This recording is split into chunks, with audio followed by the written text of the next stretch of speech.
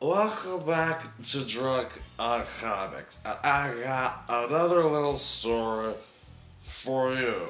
For this very special occasion, I'm drinking a Gama Bomb. What's a Gama Bomb? It's 1 part green Kool-Aid Man and 2 parts battery acid. You can really taste the acid. I make good drinks. And so the story I want to tell all you little childrens, all your little baby younglings out there, is called the World War Hulk. Which, of course, in a history class you'll learn the World War Hulk takes place before the World War II, but after the Clone Wars. I fought in the Clone Wars. I can prove I didn't. That's right, you gotta do it. You want to do push-ups? Let's do push-ups.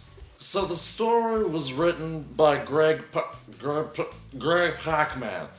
And Pac-Man was, of course, following up from the planet Hulk, which is near the planet of the apes, but not near the planet of the sugar and the honey, which I always wanted to go there.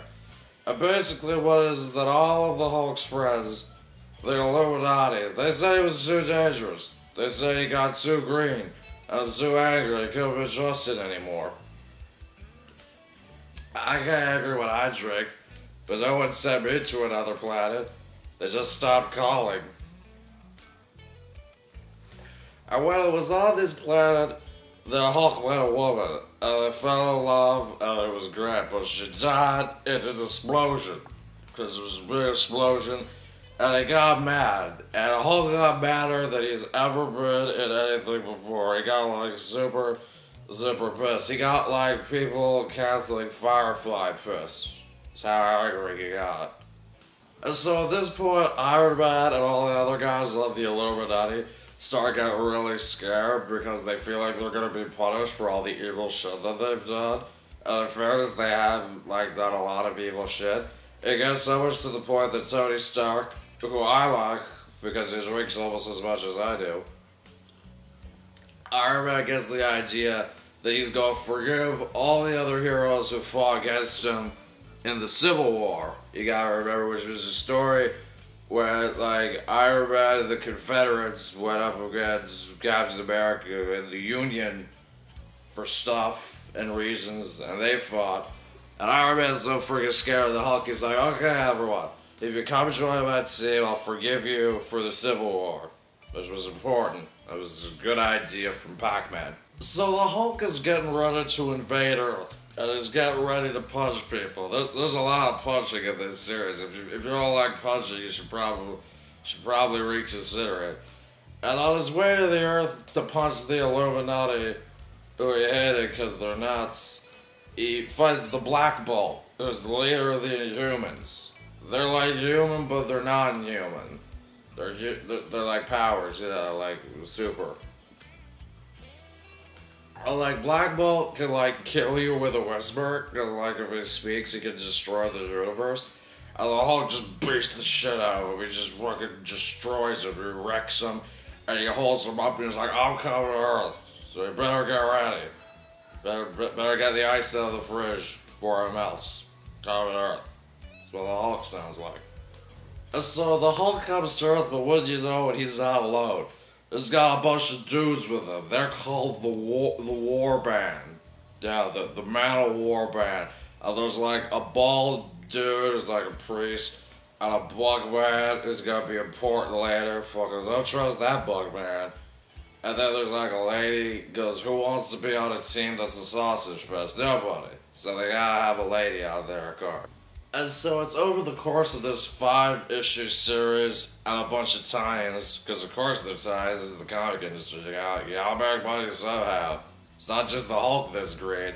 He basically beats up the entire Marvel Universe. He beats up the Avengers, he beats up the Secret Avengers, he beats up the Canadian Avengers that exist in my mind. Because friggin' no one can stop this guy. And Reed Richards thinks he can stop him. And the Hulk ends up fighting the Thing, which is a fight that everybody loves because they're both big, strong, muscly guys, and they fight. The Hulk just ends up basically crushing his freaking head. It is really sweet. It's also really, really freaking scary, too. But the biggest twist is that the Hulk isn't actually killing anybody. Because he hasn't come here to be a murderer. He's come here to show the Illuminati the error of their ways and to get revenge on them, but to not be worse than them, which is kind of funny. Actually, this whole series is kind of interesting when we look at it. Morally, there's a lot of there's a lot of shit going on in this book. Because, the first couple issues are just the heroes evacuating everyone from the city because they don't want anybody to be hurt. And that's interesting. Eventually, stuff on Earth gets so bad after the heroes get defeated that President not Obama, but also not Bush maybe, gives control of the world's army to General Thunderbolt Ross. Or more importantly, he gives control of the military to Thunderbolt's awesome push broom mustache. That's the sort of mustache that says I'm a high-ranking military official in, the 1860s, but, nowadays it just says I have very high standings in gay porn. And, obviously Thunderbolt's not gonna win, because Thunderbolt's never freaking win a fight with the Hulk, ever. But there's this awesome scene where the Hulk's, pulling him out of a helicopter, and Thunderbolt Ross is just shooting him in the face repeatedly, because he hates him so much. It's just I don't like you, Hulk, I'm gonna get you. Also, don't sleep with my daughter no more. That's basically what happened. At one point, the situation gets so freaking desired that Doctor Strange sells his soul to a demon to get big, mace hands, big hands that are maces, to, fight the Hulk, and even that's not good enough. Man, freaking Doctor Strange sucks at the end of these events. He sat out all of the Civil War, and then he does a really dumb thing in this that doesn't pay off.